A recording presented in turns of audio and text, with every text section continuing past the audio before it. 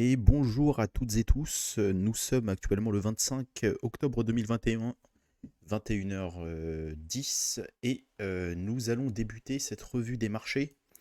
Donc aujourd'hui, pour démarrer cette semaine, ce que je vous propose dans un premier temps, c'est de jeter un petit coup d'œil au niveau du calendrier économique. Et par rapport aux classes d'actifs que nous allons traiter ensemble aujourd'hui, nous allons parler, comme d'habitude, du DXY, de l'or également, parce qu'il y a du mouvement sur l'or en ce moment. Nous allons parler des indices, mais principalement le SP500. Et nous allons nous intéresser également à la partie crypto, avec une belle journée sur l'ensemble du marché des crypto-monnaies. Et on va terminer sur le suivi de NIR USDT avec une très jolie nouvelle du côté de la blockchain NIR. Mais avant cela, voilà, si vous souhaitez nous rejoindre au sein de l'académie Golden Foxes Academy et devenir un smart investor à nos côtés, vous pouvez suivre notre programme de formation Foxy qui permet de maîtriser les bases sur les marchés financiers à travers 6 grandes thématiques. Donc, les 6 grandes thématiques se déclinent en un peu plus d'une cinquantaine de vidéos, regroupant un peu plus d'une douzaine d'heures de formation, de replay, etc., etc. D'accord? Donc, sans plus attendre, avant de démarrer, donc le petit disclaimer comme d'habitude, c'est-à-dire toutes les informations que je vais partager au sein de cette revue quotidienne des marchés financiers ne constituent en aucun cas à des conseils en investissement. Voilà. D'accord? Nous ne sommes pas des conseillers financiers, nous analysons pour notre communauté Golden Foxes Group et nous partageons nos idées, nos analyses, nos investissements, nos entrées, nos sorties, etc. D'accord? Donc, débutons directement et nous allons faire un tour au niveau du calendrier économique, voir ce qui se dit pour cette semaine. Hop là. Donc, actualité, calendrier éco. Et hop là, je vais filtrer directement. Filtrer. Ok, ok, ok, parfait. Alors, pour toute cette semaine, alors quelles sont les données économiques majeures? Donc l'IFO, ah ça c'était aujourd'hui, vote de logement, confiance des consommateurs, ok aux États-Unis, rapport sur la politique monétaire de la Banque du Canada, mercredi à 16h.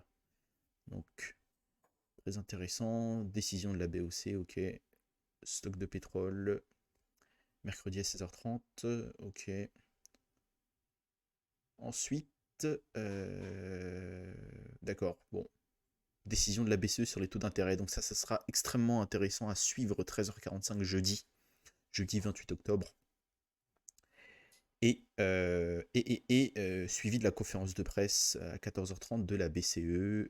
Et nous allons terminer la semaine avec le PIB en Allemagne et l'indice des prix à la consommation en zone euro. Bon, donc globalement une semaine assez mouvementée et assez chargée en données économiques majeures, donc bien à surveiller pour cette semaine. Également pour la semaine, donc voilà ce que j'avais partagé ici auprès de la communauté, ce sont les... hop là, c'est pas ici, si c'est là. Hop, donc les résultats d'entreprise de cette semaine aux États-Unis. Donc en tout cas moi ce qui va m'intéresser, ce sera Apple, Amazon, eBay, Ford, Coca-Cola, McDonald's, Visa. Bref, voilà, la liste est longue et ce sera également une semaine mouvementée en résultats d'entreprise parmi de grosses pointures au niveau américain. D'accord? Donc ça ça sera intéressant de suivre, notamment pour les actions que j'ai en portefeuille. Voilà, donc nous allons commencer directement par rapport à l'analyse graphique.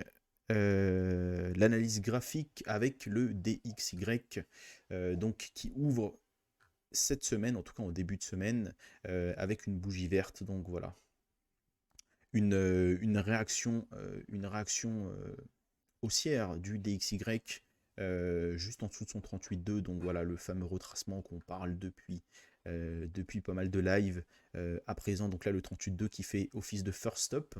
Et là, le marché est en train de rebondir sur sa ligne de coup du W weekly. Donc intéressant. Mais à l'heure actuelle, bon, pour l'instant, on reste assez neutre entre les 93 433 et les 94 469. Donc voilà, pour l'instant le DXY qui reste assez neutre. Et voilà, si nous dézoomons tout ça, nous sommes sur un gros support, hein, donc avec une belle structure de retournement sur ce support-là, avec un W weekly qui s'est dessiné. Donc normalement W weekly dit qu'on a posé un réel bottom, un fort bottom, pour aller chercher beaucoup plus haut, pourquoi pas revenir sur les 102 sur le DXY.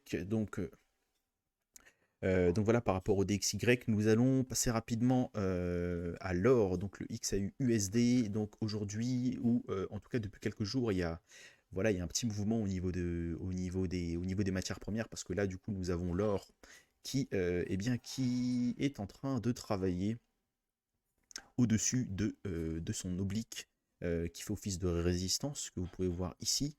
Et voilà, actuellement, nous sommes au-dessus, donc l'or est en train d'aller commencer à travailler vraiment les structures de retournement pour aller, pourquoi pas, aller rechercher ce top de marché précédent, à condition que nous puissions repasser au-dessus de celui-ci dans un premier temps.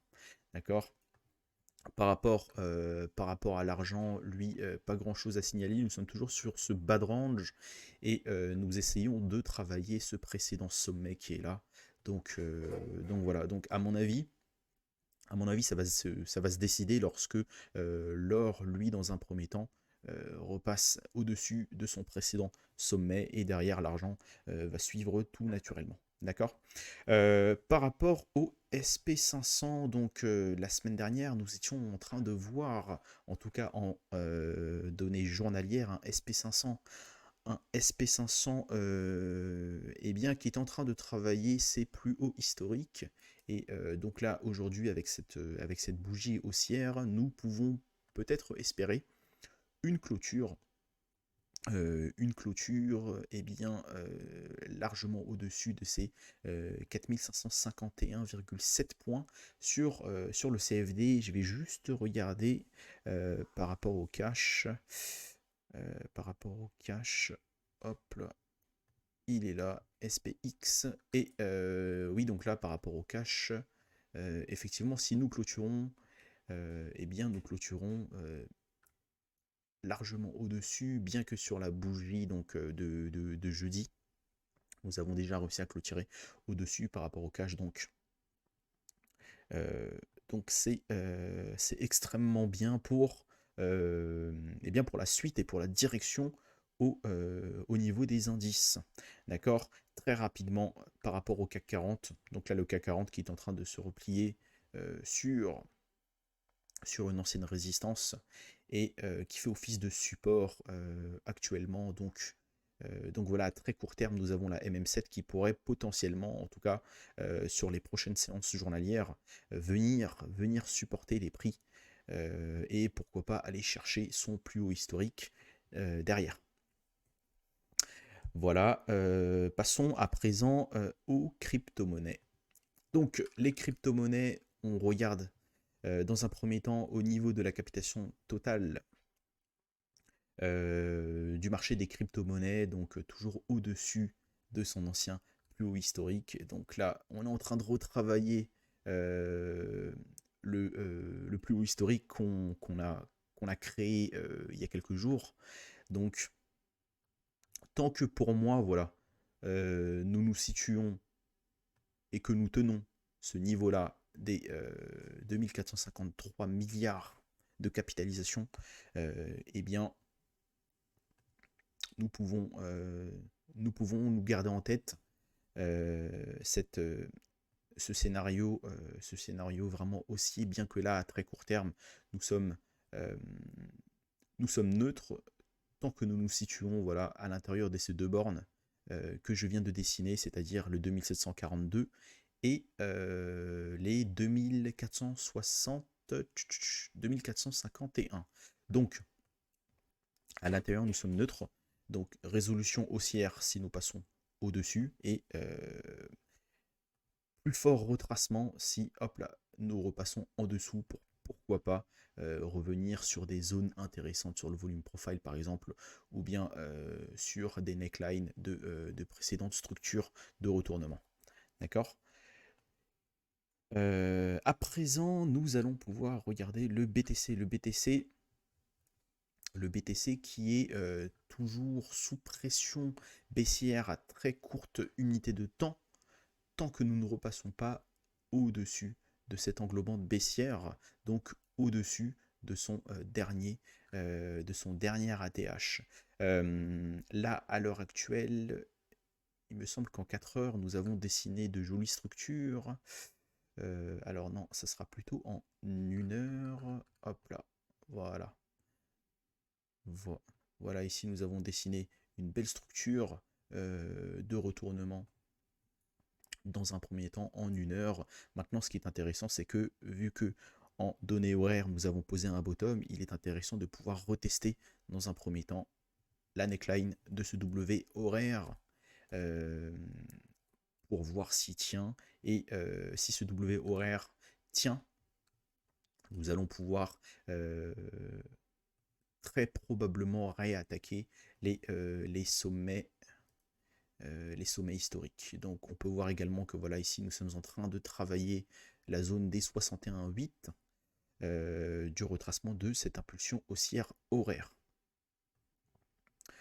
Donc voilà, bon, le BTC pour moi honnêtement, voilà, en tout cas à très long terme, je le vois largement aller beaucoup plus haut. Donc voilà, actuellement nous sommes dans une petite phase de retracement. Ok, regardons rapidement au niveau de la dominance du Bitcoin. Donc, par rapport à la dominance du Bitcoin, nous sommes en train,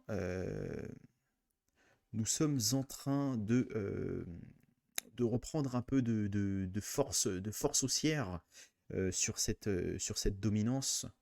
Et, et bien que à court terme, nous avons la MM200 juste au-dessus de la tête et la MM7 là qui est en train de se replier. Mais voilà, par rapport à ce dernier mouvement haussier, hop, nous avons parfaitement bien tenu les 38,2. Et voilà, c'est pour ça que ça ne m'étonnerait pas que le BTC vraiment à très court terme, dans un premier temps au niveau de la dominance, se reprend par rapport aux alts. Et derrière, voilà, sur les prochains jours, aller revenir chercher au niveau des 49-50% de dominance.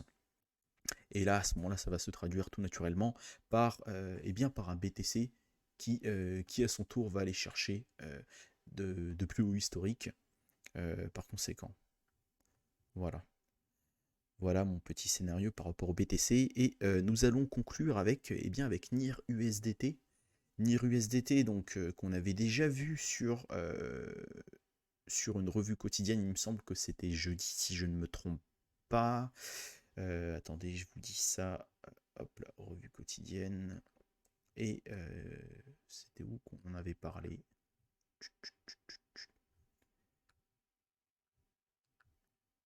Ah, c'était là. C'était le 21 octobre. Voilà, donc j'avais parlé du NIR USDT et on était voilà, en train d'avoir réussi à passer au-dessus de ces structures en W daily. Nous avons validé la neckline sur un pullback à ce niveau-là. Et bien derrière, le prix s'est renforcé et ça a été notamment aujourd'hui appuyé par une news en tout cas sur le projet NIR Protocol. Donc c'était il y a 5 heures avec un early NIRCon announcement. Ok, donc voilà, il y avait plus de 800, alors il y avait 800 billions de dollars euh, de, euh, de levée de fonds sur le projet NIR Protocol. Et c'est ce qui a permis, voilà, is releasing a massive 800 millions de dollars, écosystème de développement, etc. Donc, c'est ce qui a permis, entre autres, à NIR je crois de mémoire, hein, NIR était aux alentours des 42 ou 41. Euh, oui, c'est ça. Oui, c'est ça, il était aux alentours des 40. 41 ou 42, il me semble, de mémoire, au niveau du taux, au niveau de sa, au niveau de son rang au sein des crypto-monnaies, et c'est ce qui lui a permis d'aller chercher et d'aller grappiller 3-4 places. Donc, donc non, franchement, très bullish, très très bullish, et d'ailleurs là sous nos yeux, voilà, hop là, on est NIR en tout cas a réussi à passer au-dessus de ses plus hauts historiques, et comme target, hop là, que j'avais déjà dessiné lors du précédent débrief. Pourquoi pas dans un premier temps aller chercher les, euh, les 16, voire pourquoi pas les 18 dollars dans un premier temps en TP intermédiaire, et vraiment sur un TP long terme, aller chercher les 32 dollars pour NIR USDT, et comme ici vous pouvez le voir, voilà, le signal d'investissement avait été donné, hop là, ici dans ces grosses zones de consolidation à l'intérieur de notre investing zone de long terme. D'ailleurs, à un moment donné, hop là, je crois qu'il avait fait peur à tout le monde, donc en juillet, au même titre que le BTC, lorsque le BTC avait créé voilà, un spike vraiment pour pouvoir dégoûter et faire vendre les mains les plus faibles. Et derrière, voilà, vous connaissez tous le rallye haussier depuis le 22 juillet. Donc, il me semble même que je crois que NIR est parti aller chercher un 88,6, si je dis pas de bêtises. Un, voilà, c'est ça, il est venu chercher un 88% de retracement. Euh, attendez que je vous dis. Hop là, attendez, je vous dis n'importe quoi, parce que c'est parce que ce Fibola n'existait pas encore. Hop. Alors, oui, non, c'est bien ça, c'est bien ça. C'est bien ça, nous étions bien sûr ouais, ouais, on était à quelques points du 88% de cette, euh, de cette impulsion haussière, hop là, qui est ici. Nous avons retracé, et voilà, les différentes entrées se faisaient à l'intérieur de cette zone d'investissement long terme, et il a fait peur à tout le monde en, en allant quasiment chercher les 0,88%. Excusez-moi, je suis fatigué, parce que comme je rentre du travail, je bute un peu sur certains mots. Euh, Veuillez bien m'en excuser. Donc, voilà, NIR, très bullish, et on peut aller chercher, voilà, on peut aller chercher beaucoup plus haut, et c'est ce qui lui permettrait, en tout cas là, avec une capitalisation de 6,4 milliards environ.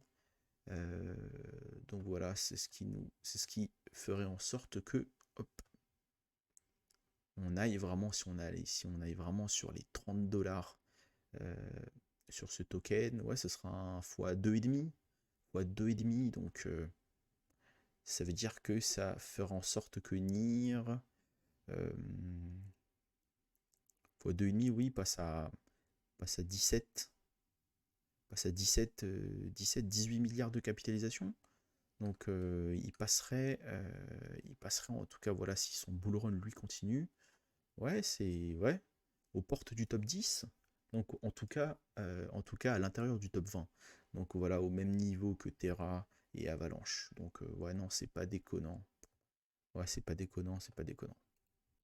Ok, donc voilà, nous en avons terminé par rapport à cette revue quotidienne. Donc voilà, n'hésitez pas, en tout cas si vous le regardez sur YouTube, n'hésitez pas à lâcher un petit pouce et à également commenter, ça aide vraiment au référencement de notre chaîne, de notre jeune chaîne YouTube. Et n'hésitez pas également à nous suivre sur notre page Facebook pour pouvoir être au courant des dernières revues de marché, des dernières actualités, de même que sur notre page Instagram vous allez être tenu informé de notre dernière actualité.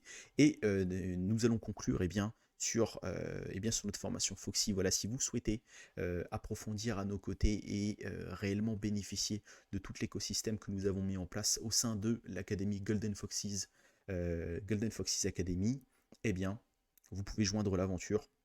Vous pouvez nous rejoindre dans l'aventure en souscrivant à notre formation Foxy qui permet de maîtriser les bases des marchés financiers au travers 6 grandes thématiques avec un peu plus d'une quarantaine de vidéos, un peu plus d'une douzaine d'heures de vidéos en tout. Et en bonus, vous aurez accès à 2 heures de coaching personnalisé offertes et 3 mois d'adhésion aux lives hebdomadaires, donc les lives hebdomadaires privés que nous faisons et que nous mettons en place spécialement pour les étudiants de notre académie.